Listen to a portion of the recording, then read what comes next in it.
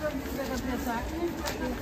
Og så selvfølgelig, når vi går derind, så sørg for, at man lader være med at råbe og skrige og løbe rundt. Det er ikke en legestue, det er en stald, og jeg tænker, det ved vi alle sammen godt her. Nu har jeg sagt det, og så er vi alle sammen helt enige.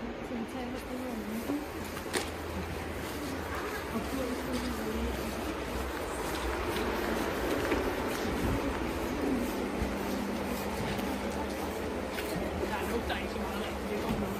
Der lugter mest bare halm herinde. Fordi der er nemlig rigtig meget halm her. Det er store vandfalder. Så her, det er ligesom vores vandstue. De bliver sat op i de her store sække. Og hvis man har været herinde før og set det, så har man set, at elefanterne ligesom bruger det til at hive maden ud af, som de så fører ned i munden bagefter og spiser. Så det her, så kan man se, at elmballer, de bliver også brugt herinde, og vi bruger mange af dem, og ikke kun her. Så her, det er ligesom sådan et stort, og også sådan et gennemgangslag. Her, der har vi en masse frugt og grønt, som bliver skåret og forberedt, og alt muligt andet herovre i grønkøkkenet. Og bagefter, når det er blevet forberedt, så kan man lægge nogle bananer her. Og i stuer, fordi der er stuer her, der er også her, når man er dyr. Så bliver det stillet herovre. Og er der nogen, der kan tænke så over, hvad den her ovnen bliver brugt til. Hvis man også kigger på det her.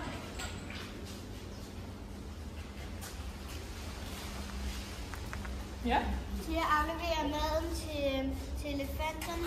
Det er faktisk næsten rigtigt. De får netop maden her igennem, men det er, der står også alle mulige navne på mig, Mun, Grav og sådan noget. Det er nok det, jeres elefanter hedder. Det er det, vores elefanter hedder. Så det er de spande, som de må få. Det er de spande, som de må få igennem træning. For det er vores træningsstand. Så eksempelvis, når man træner en elefant, så skal man have klippet lidt negle og få en lille pedikyre. Den her pedikyre, den får man altså ved sådan nogle her. Så hvis man har heste eller kender til heste, så bruger man den til at ligesom skrave kloven eller fødderne og underlaget på de her elefanter. Og det er jo ikke noget, de gør, bare fordi man siger, hey, vil du ikke lige give mig din fod, og så gør vi lige sådan der. Fordi at hvis man ikke selv lige kan lide at få klippet negle, og slet ikke af andre personer, så er det måske meget rart, hvis man nu får et stykke slik på det. Og det her, det er så alle vores forskellige elefanters personlige yndlingsslik, for de har nemlig så meget personlighed, hver enkelt af dem, at der er nogen, der elsker bananer og æbler, der er nogen, der elsker det her, nogen, der elsker sådan noget normalt tørrefoder, og det er lidt forskelligt.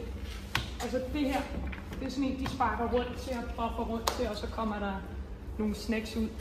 Og de her snacks og det her tørrefoder, det går bare igennem her. De ligger herinde i det her rum. Og der kan man altså se, hvor meget mad vi bare lige har på lager til alle vores elefanter. Der er ordentligt meget. Der er ordentligt meget, det er der nemlig. Så der er diverse snacks og tørrefoder. Over 100 kilo. Og hvis jeg tæller for alle fængene. Det gør vi. Ved du hvad, heldigvis så er det faktisk dyrepasserne, der holder styr på, hvor meget mad der er. Jeg er det, der hedder Zooguide, og jeg viser rundt, hvad det er, dyrepasserne laver. Og så skal jeg heldigvis ikke tælle eller skrave lort op, som dyrepasserne skal. Så jeg er med til at få alt den sjove oplevelse i stedet for. Ja. Og så nu det her, hvor man kan gå hen her. Og kan I huske, at jeg sagde noget med en gul linje? Ja. Nej, det er inde her, og så ved jeg godt, at der står en afstand her. Så det her. Og så vil man bare lige hurtigt, at man bliver det meste lidt sur, når det ikke var sur. Det hjælper mig ikke, så den gule linje her skal man ikke overskride, fordi så kan elefanten nå en. Så den får herinde. Og vi skal ikke stå her i alt for lang tid, fordi han bliver lidt sur, når der er mennesker herinde, og han ikke har snacks. Og jeg må ikke give ham snacks, for jeg er ikke det. Så står vi nogle spiser i kampen. Så hvad andet her? Det er fra hende. Det er vores anden elefant fra hende. Og han er en god elefant. En rigtig god elefant. Rigtig sød.